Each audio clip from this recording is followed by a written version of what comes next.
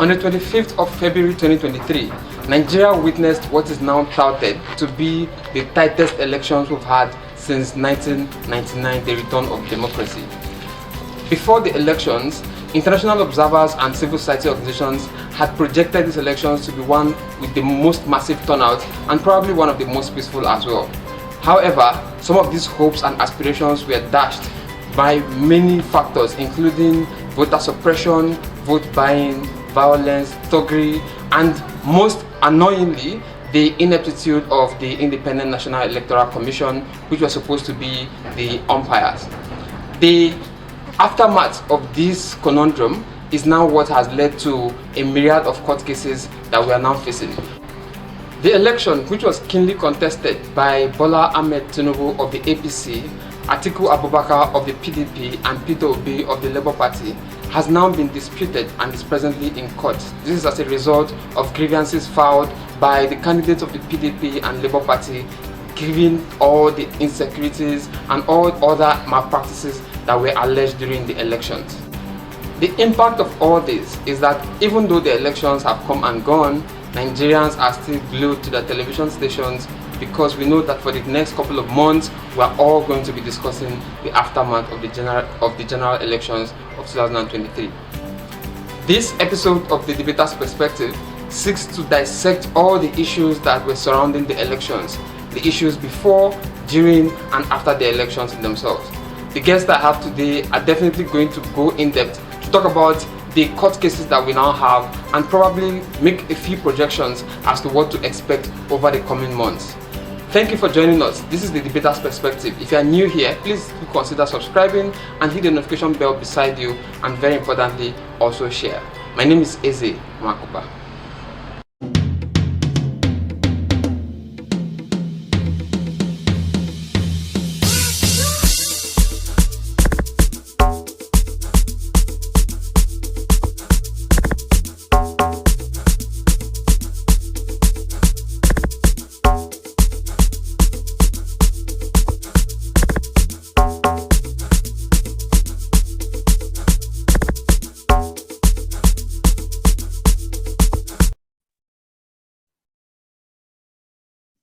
Hi everyone, welcome to this episode of Debater's Perspective. My name is Eze Makuba and I'll be your anchor for today.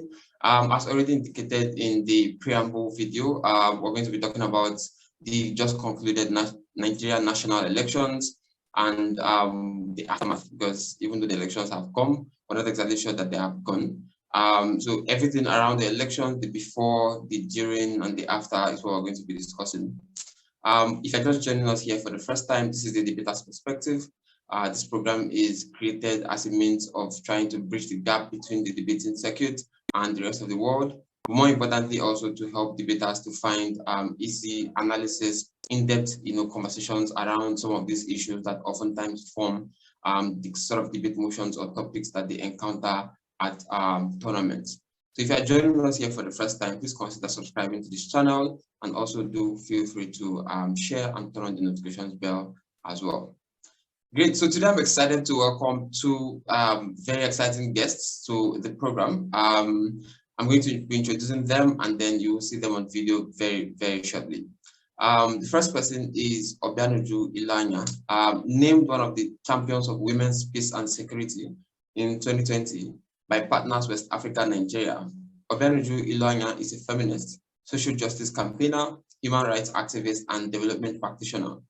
She is also a TEDx speaker and a Green Academy Fellow. She has organized and participated in various non-violent protests and programs like NSAS protests in 2020, where she led the Abuja protesters, and the Break the Constitution Bias in 2022, where she organized and joined in the protest to demand that the constitutional review be fair and accepting of women's rights. OBIANUJU is a programs director at Aspilos Foundation. She continues to advocate and campaign for social justice, gender equality, and human rights within her roles in the organization she works and consults with. Thank you very much, OBIANUJU, for joining us today. Second person is Ajake. Ajake is the coach of the Obafemi Awolowo University's debate club. He has ardent interest in polemic discourse. He's also a climate change advocate and had organized various mediums to elevate discourse on climate change. He's a research fellow in Livingstone Research, and he is dedicated to academic writing using freelancing skills. Thank you very much, Ajake, for joining us on the program today as well. Great. I think you're muted. So let's try that one more time. Oh, sorry. I said it's a pleasure being here. All right, thank you very much, guys. So we're going to dig right into it. The elections happened on the 25th of February, 2023. I think we all are aware of all the drama that has been surrounding it. However, just for the foreign public that are listening or watching our podcast, I'm going to ask. I'm going to start from you, OBIANUJU. What is your overall assessment of the conduct of the elections? Thank you very much for asking that, Izzy. I think from a development practitioner's perspective, the election was fraught with a lot of malpractices, and it has been termed the most unjust, unfair, and non-transparent election in our democracy. It's that bad. It was a very bad election because, especially given the fact that we had high hopes for this election, given the electronic transmission and everything, and all the promises that was made by the INEC. So what we saw at the end of it was horrible. It was nothing short of bad. So yeah, it was a very horrible election. Okay. Ajake, would you agree with that, or would you be kinder towards the overall assessment?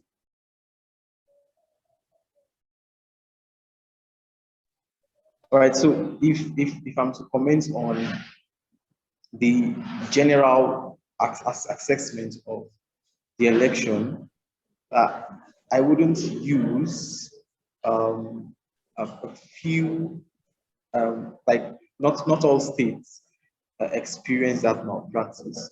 So on a past level, most states didn't. Or let's say on a past level, most polling units didn't. But it is regrettable that the few that experience this, it is still regrettable regardless, because I feel the INEC could have done something about those people whose rights have been taken from them, whose electoral rights have been taken from them. Some people were deterred from voting. I think there was something that could have been done about it. Overall, I think it is fair in some areas, it isn't fair in some areas. It's a controversy that the areas to which it is fair is more than the areas to which it isn't fair.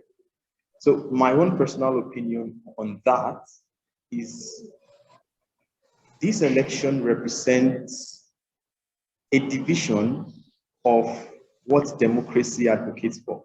So we have a sect of people who clamor for change and want their candidates in power, right? And then we also have a sect of people who clamor for that same change. And if you streamline it to the demography of people who actually clamor for that change, let's streamline it to the youth, right? The youth got, after the NSAS protest, a lot of them got tired of the system, right? And this is how divisive democracy can be, right? Because even among the youth, we still have divisions, and there is no metric to even weigh up if one division is higher than the other division, right? So it was more the seemingly equal division as to who supported Tinubu and who supported Peter, right? So my own opinion is this 2023 election is a representation of a divisive democracy, right? So it might not be an holistic representation of electoral rights, but it is a representation of what democracy is in terms of divisive decisions portrayed in the limelight of the country's politics. Yeah. Okay. I like how this is starting off, because I think that, like, you guys are a little bit disagreeing on your perspective. I'm going to stay with you, Ajake, So given that you agree that there were, certain aspects of the elections that are regrettable, let's focus or zoom in specifically on the character of the umpire, right? The Independent National Electoral Commission.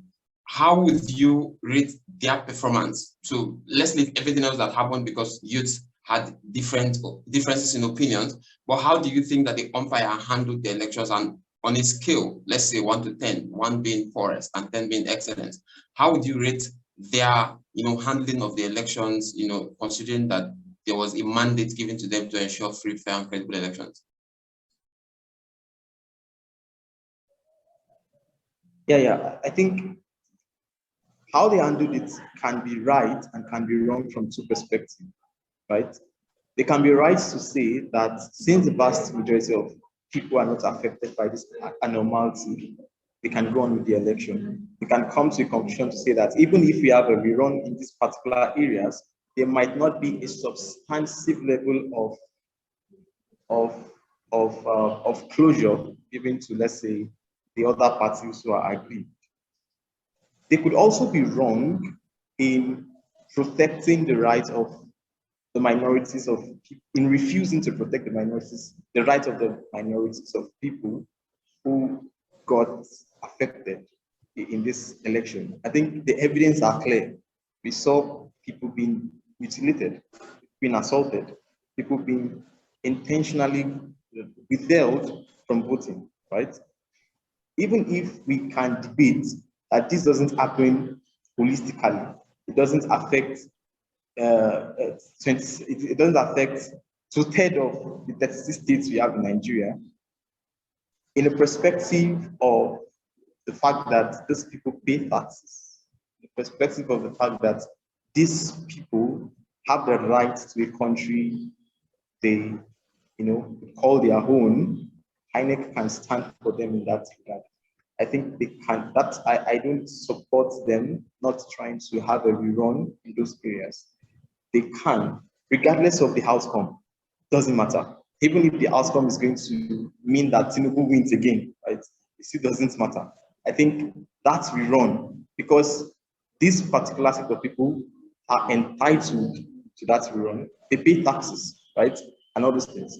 So they are entitled to it holistically as a citizen. I think I did not commend INEC as to how they have take the matter and not having a rerun of those areas before they announced the results. I don't comment on that. Okay, I'll come to you later on. OBIANUJU, so he thinks that this is a fair representation of how divisive our democracy has become. Do you think that the electorate has that much blame on how the elections turned out, or do you think this is purely a failure of the umpire? The divisive democracy is not a thing. There's nothing like divisive democracy, because the whole idea of a democracy is that people would have different ideologies, different choices. That is why we had 18 presidential candidates, and they are supposed to have their own base, their own fan base or support base. So divisive democracy, it makes no sense. Democracy is always about people choosing, people making choices. And so people made their choices. The person or the people who have failed us, who has like affected democracy or has killed our democracy or has torn it to shreds is the umpire. Because when Tinubu, for example, decided to run for presidency, he knew that he has supporters. When Kwankwaso decided to run for presidency, he knew that he had his supporters. Atiku knew that he had, Peter knew that he had, Showore knew that he had. Every person who decided to run on that day knew that they had their supporters and they will vote for them. Do we then say because people voted for different persons, it is now a divisive democracy? No, it's not. And his analogy of using the NSAS protest doesn't mean that all of us agree to the same thing. We can agree on one thing and disagree on the other. We agree that there is police brutality, there is profiling, and that we want SARS to end and the profiling and all of that to end. But maybe we do not agree with who would become the leader and do this for us. And that is absolutely fine. That's actually the beauty of democracy. So I have nothing to hold at the support base. No, I do not think the electorates were wrong.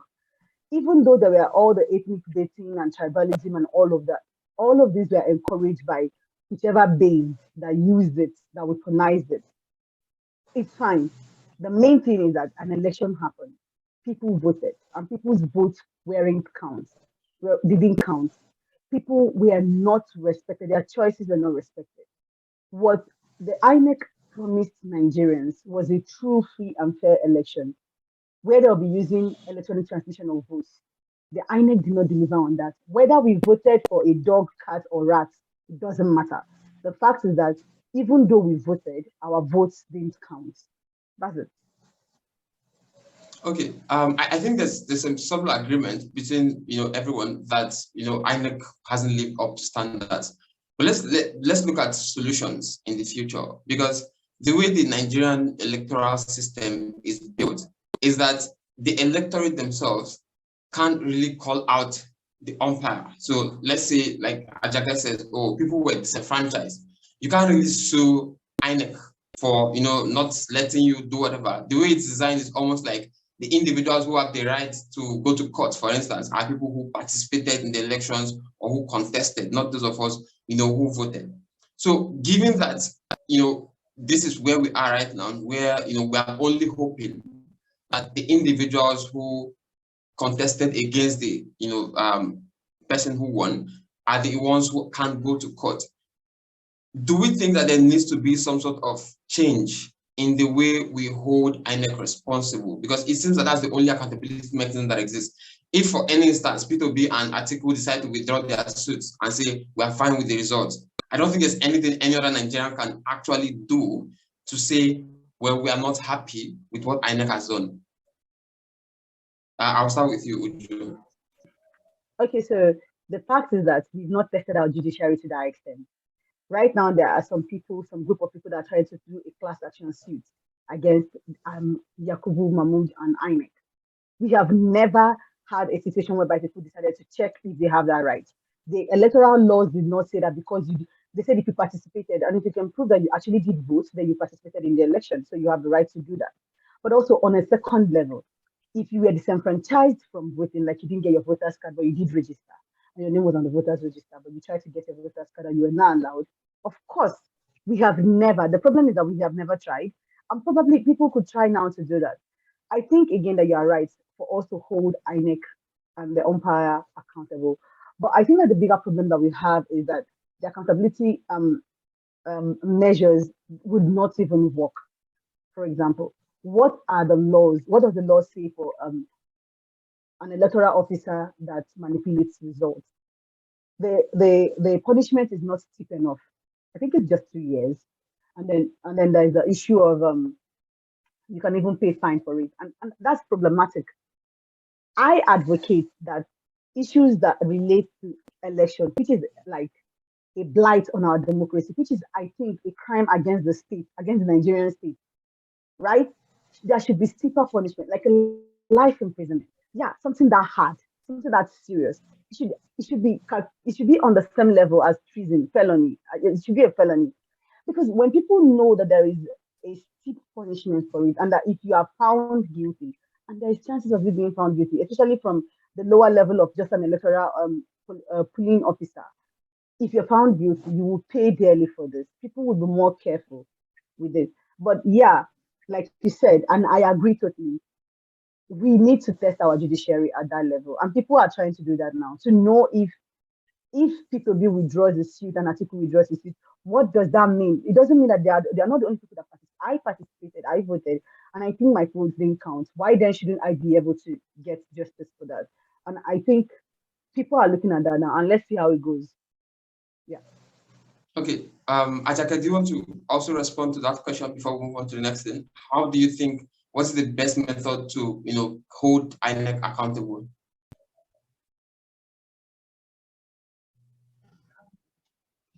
Okay, I think it's a very, very dicey situation. The INEC is independent for a reason, right? In theory, INEC is independent. If we look at partisan politics, INEC is loyal to a power that be, right? So, and loyalty cannot be extricated from accountability. So if you're loyal to someone, you're obviously accountable to them, right? That explains the silence of INEC in some things that are so obvious that they don't want to do all these particular things. I think my opinion is that INEC should be independent as it is. So I think other mechanisms to say you want to make INEC responsible, the efficiency of that is one that cannot be ascertained because the system is one that we cannot trust the system. I think that's the major problem of the electoral upheaval and the fact that people want change, is the fact that they do not trust the system, right?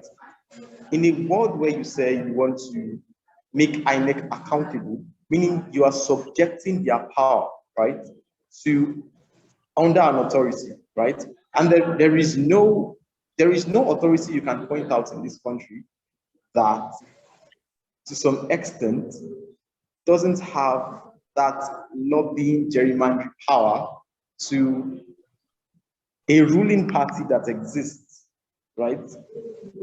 That they can use that level of medium to make INEC a huge puppet, an obvious puppet this time, right? Because that when you reduce their power, because the reason why they are independent is because they could weigh up things and then be able to pass out verdicts, extricating that verdict from the interests of other people, right? When you remove that from them, right, you make them a puppet to the system that you don't already trust, right? And secondly, there is nothing you as a citizen can do if Peter Obi decides to withdraw his suit, right? The reason you are voting for him is because you support his mandate, right? If Peter Obi himself says, I don't think this mandate is worth fighting for, right? There exists nowhere in the world, in any democracy, that you as a citizen would have to take up the case, right? I notice it. In that level, one, you don't have the mandate to do that, right?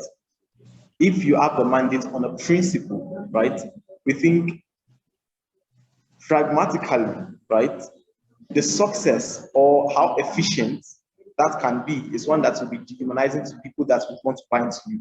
So if Peter Obi fizzles out of the mandate, psychologically it have an effect on you. You fizzle out automatically, right?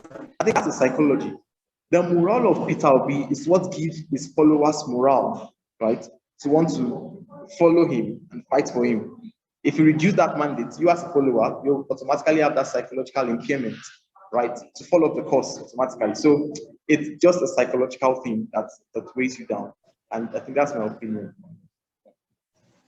Okay, I think it's a little bit confusing because I think like what Uju says is that the individual themselves has been hurt. So if you say constitutionally, I have a right to vote, and then I don't get to vote, probably because INEC doesn't show up.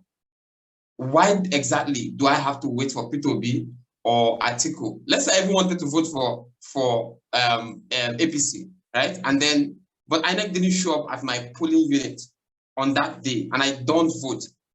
Why do I have to wait for some other person to help me challenge INEC for disenfranchising me in that instance?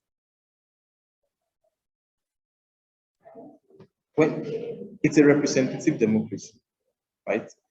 In a democracy, your right is a collective.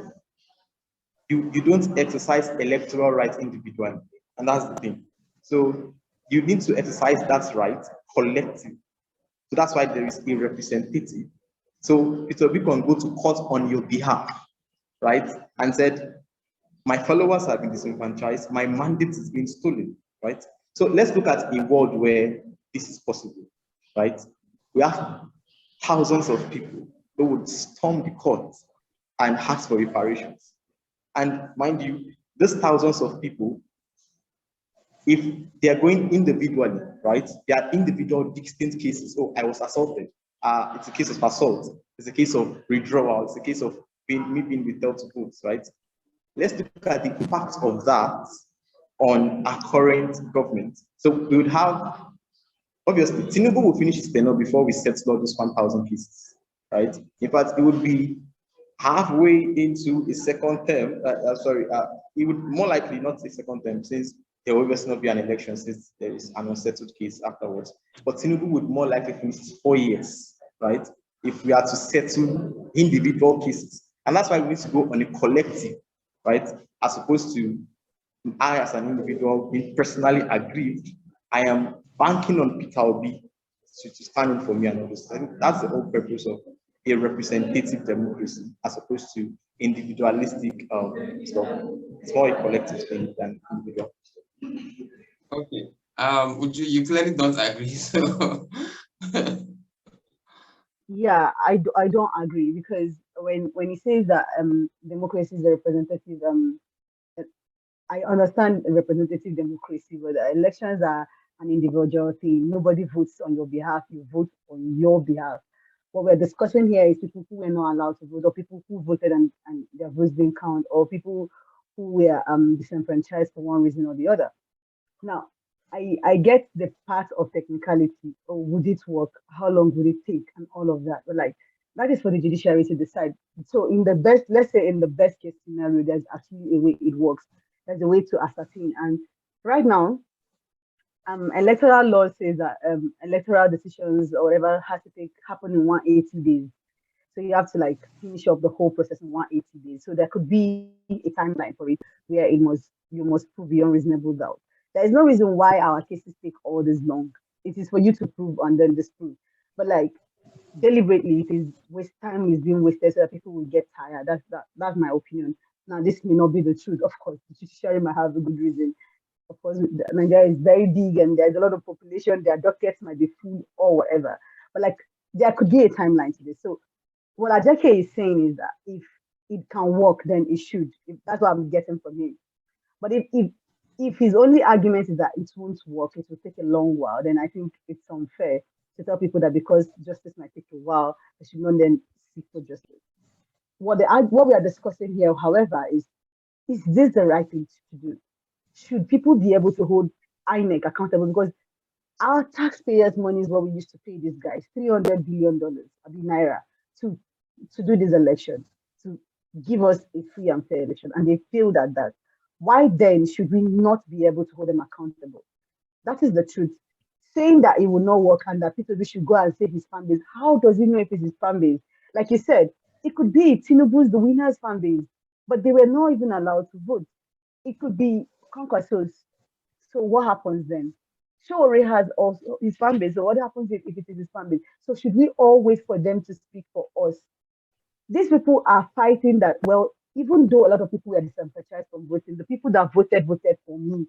That is what they are in the court saying. They're not speaking about the people that didn't vote or people that were disenfranchised. It is now these people's opportunity and right to ask for fairness, for justice. And that's what I think we should be addressing here.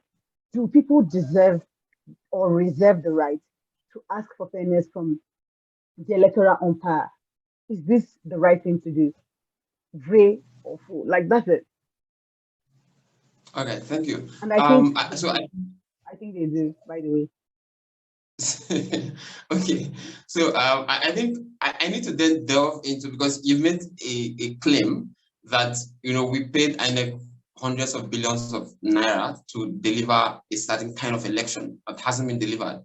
But I think that is in dispute in itself. I think I'll start with Ajake in this question, because now a couple of the things that has been raised, and maybe we'll just delve into the court cases in themselves, is that INEC didn't do what was stipulated in the Electoral Act. One of them, or the chief of them, being the transmission of results live in real time using the beavers.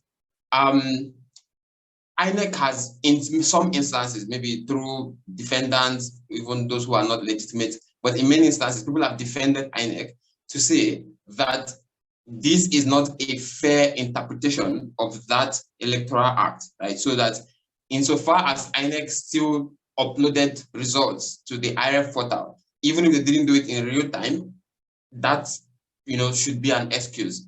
Do you agree with this, Ajake, or do you think that that Uju is correct to say, well, INEC failed in delivering what was promised, especially through, if I'm looking at the Electoral Act?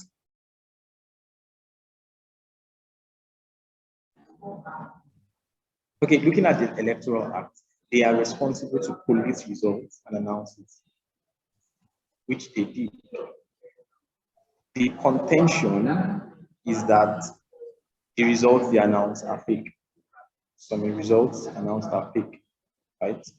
However, the evidence backing that up are mostly results announced from polling units.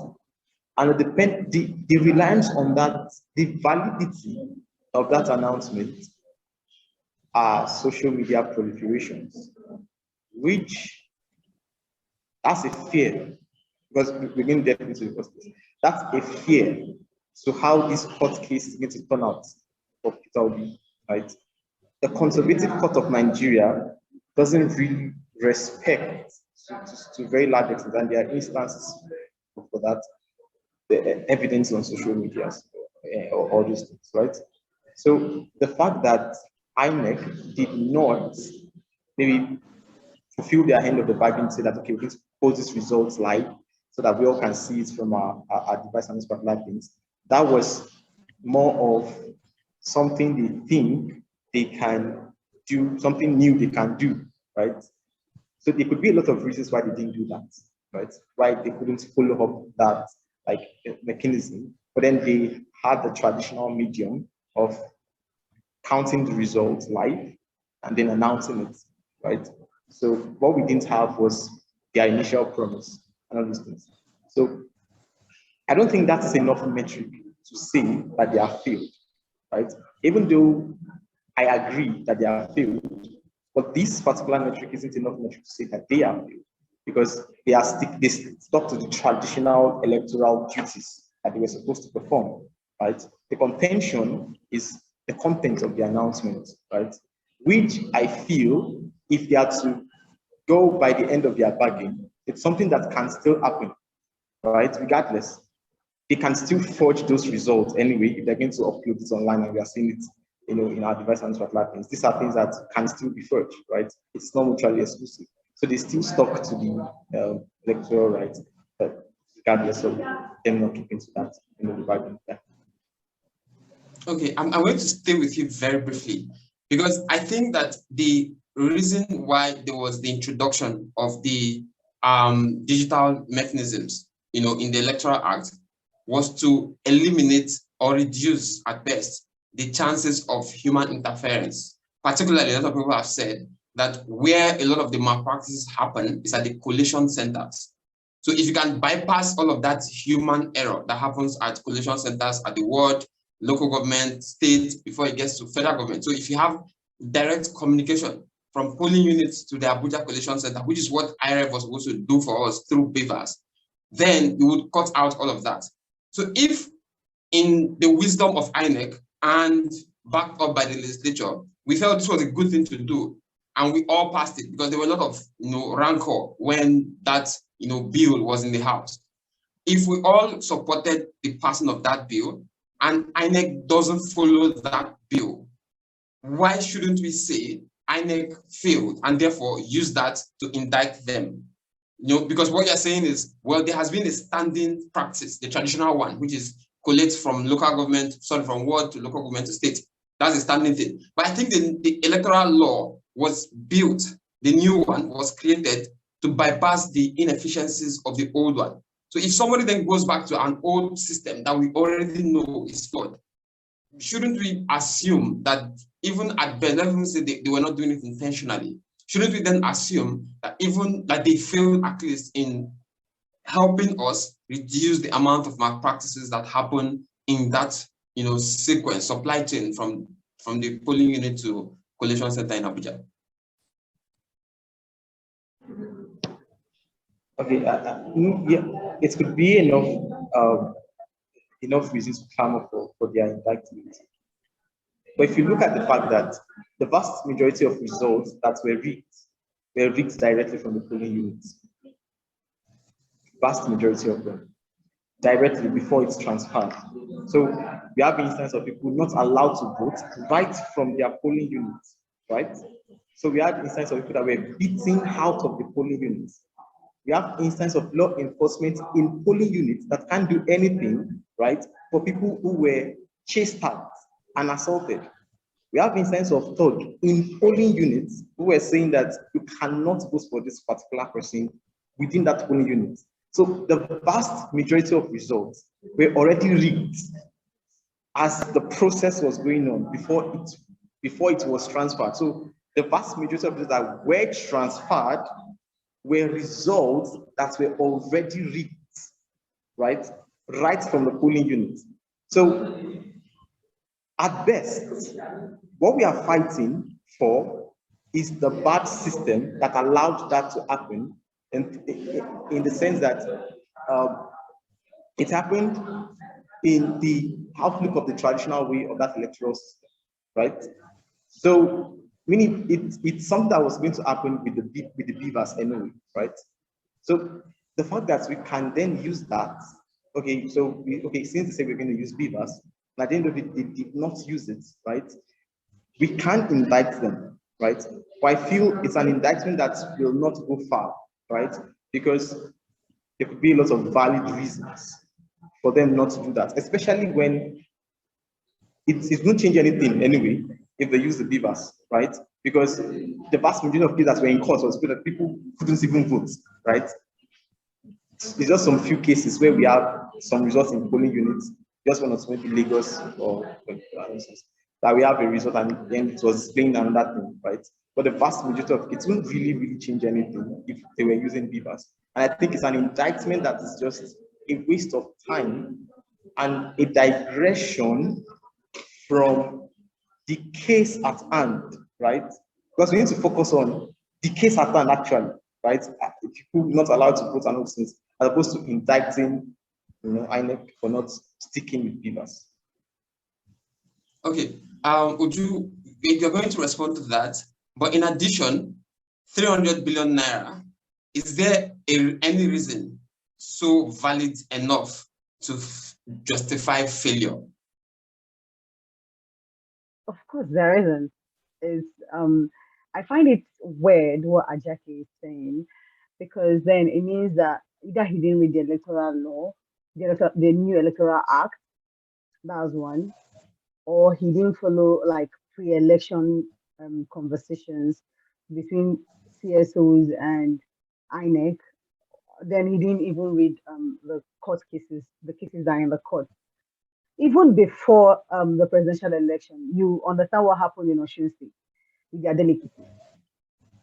When the lower court declared that Oyetola is now won the election, when they went to the higher court, the appeal court, the people said the beavers is key because the beavers is what was told. That's what we were told that was going to be used, and so we're going to use the information that is on the beavers.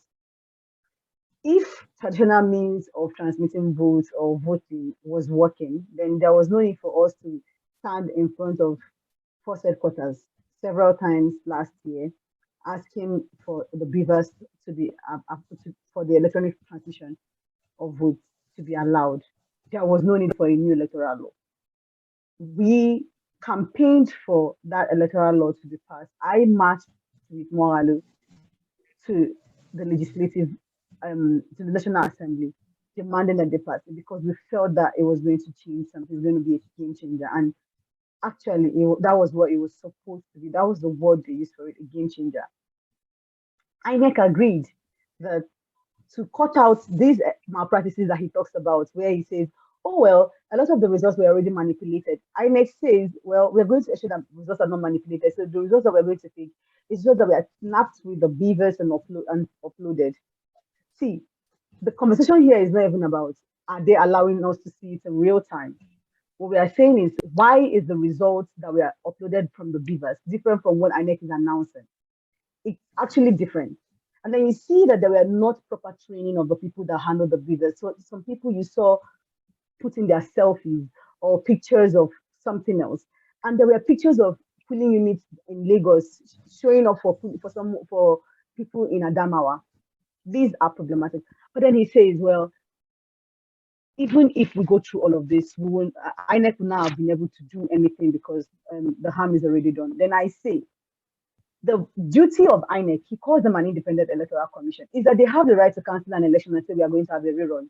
Or we say, oh, this election has been marred by irregularities, so we're going to have a rerun in these places because we do not agree with the results that we have uploaded from there. It is the prerogative of INEC to do all of this. They refused.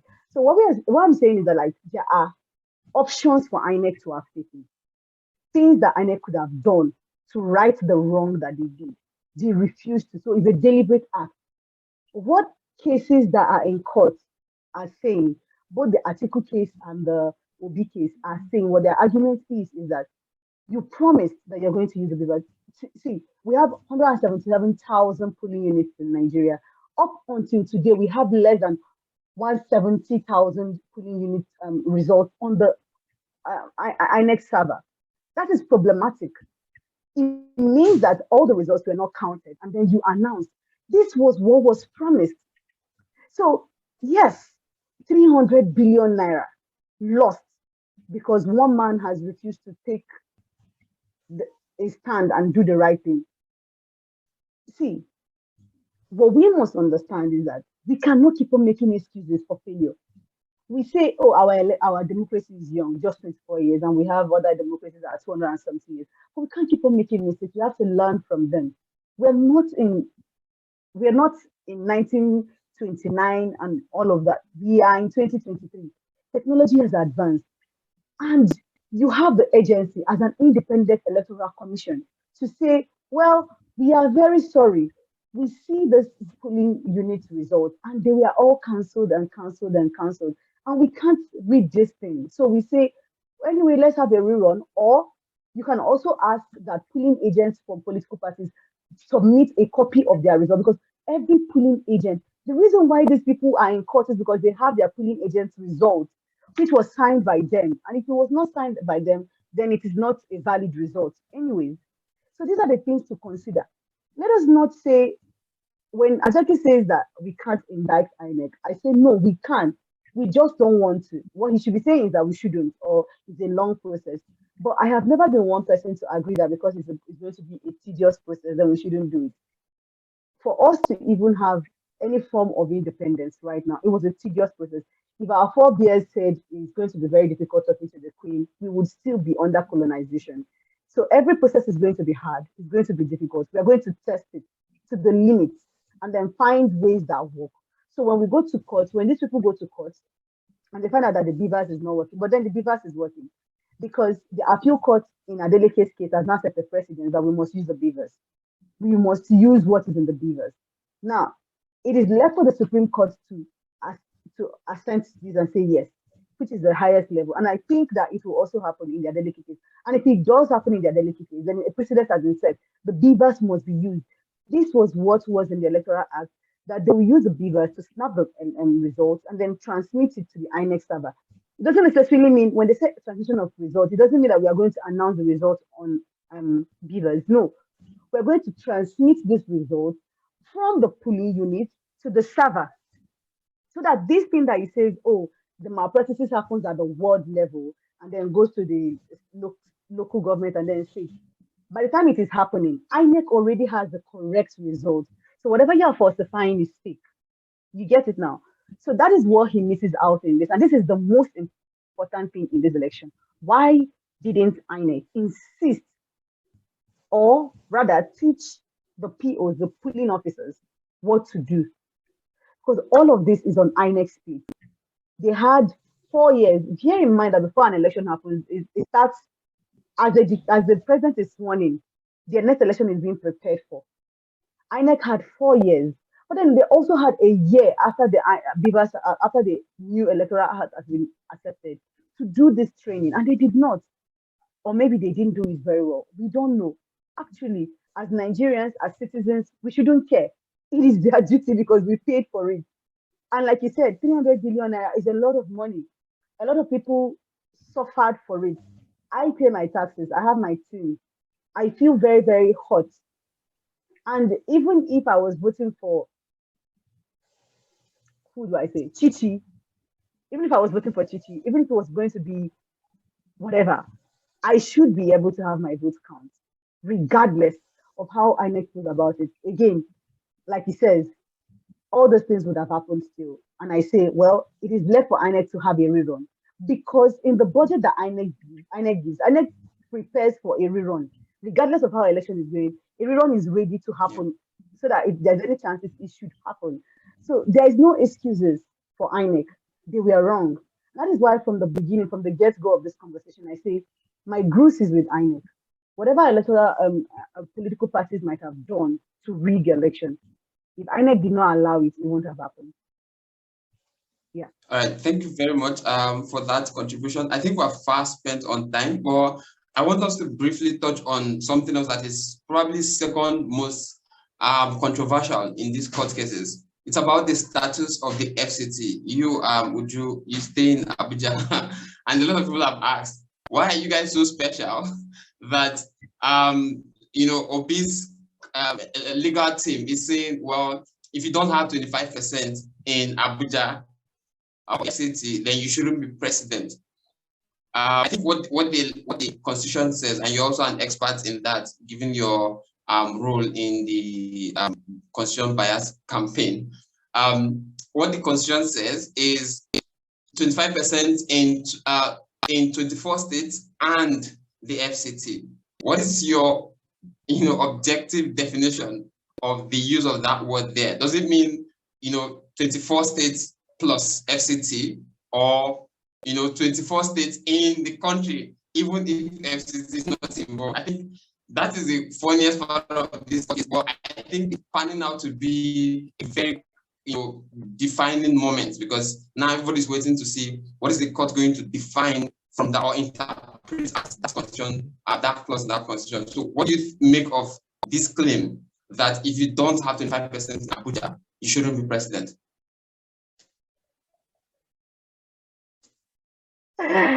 So you see, I have run away from that conversation for a while because I am advocate of equality. Everybody is equal.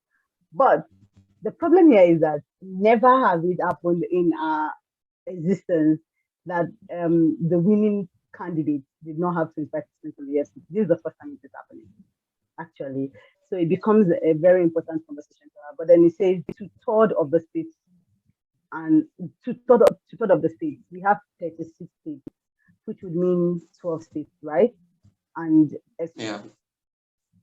But if you say that FCT is not a special consideration, that it is just 2/3 of the states. So if you have 12 states, so is the FCT, is it 12.06? So the mathematics becomes problematic, because if you say the FCT is a state on its own and should not be a special consideration, so it's not 2/3 of 37 states, which is 12 points, and which state is the half state that we are considering. But even outside of that, even Article's case also says something about the 25 and says Tinubu shouldn't win because he doesn't have 25% to the FCT. But I would defer to Ezekome, Chief Ezekome, because he's a son and a constitutional lawyer, and he says that "and" is not like it means that this is important. Like, it's a conjunction. It means including this. You must include this. And bear in mind that the Supreme Court has ruled on this before. No, not on FCT, but the Supreme Court has ruled on "and" before and agreed that "and" is an inclusion, which means that you must do this and this, and not just an extra. No, it says that "and" is actually a conjunction. These are the things you must bring: A, B, and C, and that C is mandatory that you do it. So it is going to be a whole new case for our judiciary. We're going to be testing them at that level, and I'm sure like Ozekome is on articles this, and we have Bazu on who is an electoral, big electoral lawyer, and Liz, of course. Both of them are on Tito Obi's, and I'm sure that is going to be hot. Olani Dekun is coming with Tinubu, and it's going to be a real hot one. But the problem here is that a lot of the cases, because you know that the difference now and before is the awareness that people have about issues. So now a lot of people have gone ahead to research and preempt the Supreme Court. The Supreme Court has ruled on arms before. The Supreme Court has ruled on forfeiture as a punishment and all of that. So it's going to be very difficult. And recently they released the statement that said that they will not be judging based on technicalities anymore, but they will be judging on the merit of the case. So if that be the case, Abuja might be a special order, and I'll be glad to be part of the special people that vote. It's not our fault. I mean, it's not our fault. Okay, I'll come to you, Ajake. So, people who are proponents of this idea that Abuja has special status believe that this is fair, given that we deny them all of the privileges of a state. So the fact that they can't get a governor, they can't have members in the state house, they don't have direct allocations that they can manage independently. A lot of other things that we enjoy in the other 36 states, they don't get this, in the FCT. Therefore, it's like is it good pro you? So it means that these individuals need this special. What do you make of that instrument or roundup? Oh, I actually do agree. I do agree, and that is even the reason why I agreed with the idea of Abuja being not a state and being itself a special case, because we do not have governorship elections. We have area councils. We have only one lawyer, only one senator representing Abuja.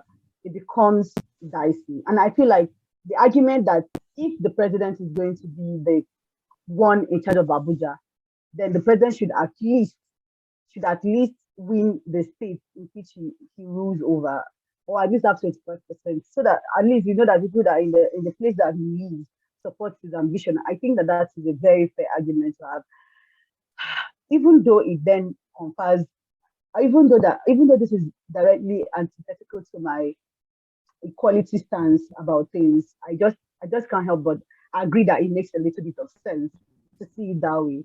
Again, the judiciary has their work cut out for them. Of course, every one of us have complained about the Nigerian constitution and how it is a military handover, and we should really look at it and verify and say, oh, this makes sense or not. Maybe this is the time for them to then listen to us and our clamor for a proper constitutional review of everything in the constitution, because every day we'll find new things to look at. So I hope that they are able to look at it. True, remember, we don't have a governor. The minister of the FCT is decided by the president himself.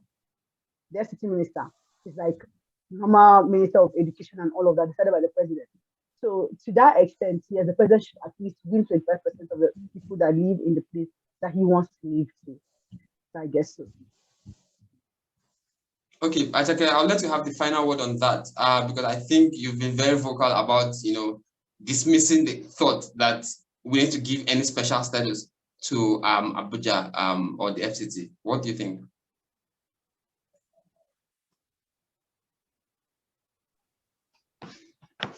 No, I don't think I've been vocal on the fact that we need to dismiss the enfranchisement rights the people in Abuja should have.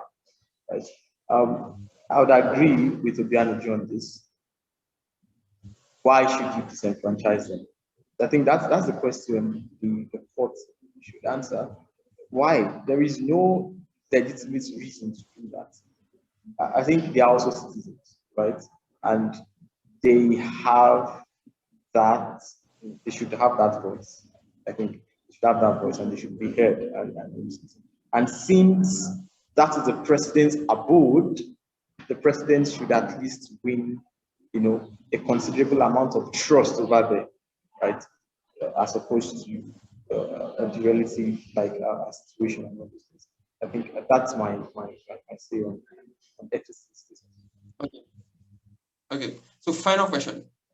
Moving on away from all of this right now, what do you think is the ideal next step to happen? So we've seen the president-elect, call for healing process, say we should heal and all of that.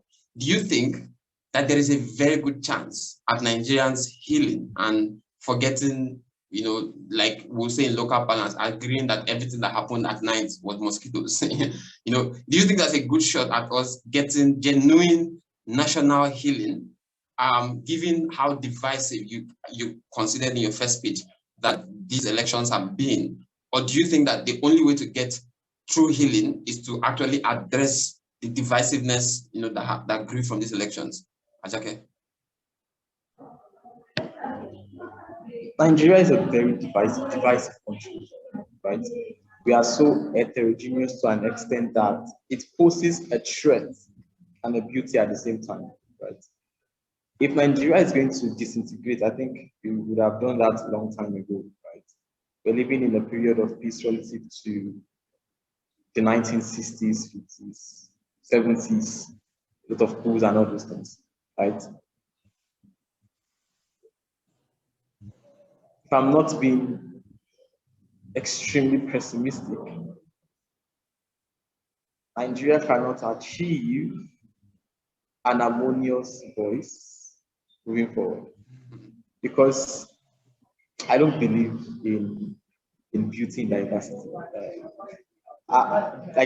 Beauty and diversity, as diversity being beautified in the sense that in the context of the country, I don't believe in that heterogeneous approach can bring about an harmonious oneness, right? Because especially when this divisiveness is backed up by centuries of historical tribalistic stands. It's also backed up by unequal progress of each tribe against themselves. Thirdly, it is also backed up by each tribe test for power and the validity that some tribe have been disenfranchised from that level of power, right? The complex nature of that diversity in Nigeria is one that there will always be a circle of these three reasons. People will always choose on the basis of power tests, power disenfranchisement, and tribal sentiment. These are the three things. If you want to heal, right, we need to first deground the notion that there are ethnicities, which I don't see how possible that is in the future, right? And proclaim ourselves a United States, right? And overlook, even if we have ethnic differences, that can't come to play. So if you want to heal, we need to look at a world where an Igbo man can be a governor of Lagos State, and a Yoruba man can be a governor of Enugu State. That's healing. That is how harmonious we can be as a society, right? But insofar as that can't happen, right? And we keep seeing ourselves as autonomous units, managing and tolerating ourselves on the guise of one country, right? There is no healing that can happen in that sense of divisiveness and all this. Yeah. Okay, thank you. I think a lot of people would argue that when you talk about United States, for instance, I think that a lot of people would argue that that was the entire purpose of the campaign to decentralize government, to make like states autonomous to a large extent. I think it was called, there was a name given to it under the Goodluck Jonathan regime. So the idea here is that if we are able to allow these ethnicities, which are usually, much more homogeneous along state lines, if we're able to allow them to control resources, be responsible for their legislation and all of that, then we'll be able to get a more central, a more unified center, because then we would have taken away too much power from the center in itself. So would you then suggest that this would be a solution, to helping us, because just like you said, the diversity is too wide, and because of that, we can't really just all come together and pretend that we don't exist as diversities. What if then, if we recognize those diversities, empower those diversities, and allow these, diverse ethnicities to be self-led while still being a part of, the bigger center, just literally what it looks like in the United States? I think the problem of that is who empowers the autonomous units, and along which lines will they be empowered? Because the reason why there is a huge dependence on this, some units usually depend on the center, is because some of those autonomous units on their own cannot operate, right? Because of, firstly, because maybe there is a huge concentration of natural resources relative to other units, or secondly, because of our colonial history, right? There is some sort of colonial progress in some unions, making them mega cities relative to others. So if we decentralize, right, and then we want to operate autonomously and progress in that line, we will now have a problem of how do we regulate the power of a unit overrunning the other unit, because we're going to have a situation where one unit is then dependent on another unit, especially when there is a borderline to those particular units, right? So how do we then regulate those kind of situations? But then secondly, since tribalism and ethnicity is a huge factor in determining how we move as a nation, because we cannot really disregard that tribal history, right? How do we then address that? Along which lines are we going to address that to view ourselves as a national state? Because I think nationalism is an aspirational goal of Nigeria. We are still not a nation, right? Because we have various nations in one state, right? So along which line are we going to divide that? So it's more of a problem. So it's a bad situation. So there is no way to which we won't be fucked up anyway. So first, we're going to be faced with huge dependence on the center, or you're faced with a problem of trying to decentralize the center. So these are two problems, because there is an already existing colonial history that we have, right, and all those things. And some units have benefited from those colonial histories. Some units haven't, because some units are produced out of necessity to consolidate the power of some politicians in the 1970s. Those units were created and they were neglected, right? So when they created more states, the original state that exists out of the preponderant benefit they have from the already existing colonial masters.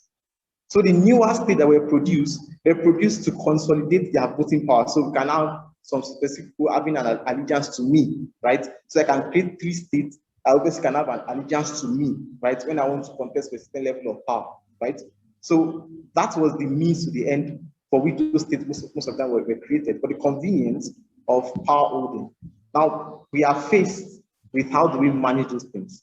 But then secondly, like I said, those units in themselves still have allegiance to tribalistic, sentiment and all these particular things, which I feel that if we're going to, I'm not saying that we can't really address decentralization and those particular things, but we need to look at what are the outcomes of decentralization in the specific context of the special situation of Nigeria. Which can we manage? Can we manage decentralization, or can we manage centralization? I think that still remains to be determined. Also. Okay. So you obviously, I think you heard the last part of his talk. I think it sort of suggests a deep flaw in the Constitution. And we've had talks about restructuring and all of that. Just the same question I asked him. Do you think that there is a shot at us getting healing, like the president-elect has said? Like this is the time for us to start healing. Let's forget everything that happened during the elections and all of that. Do you think that we can have a genuine conversation about healing and becoming a united front without necessarily, readdressing or reorienting those foundational problems some of which are in the constitution like you already are aware of, or some of which are arising from these specific elections in themselves? What is our best shot at getting healing?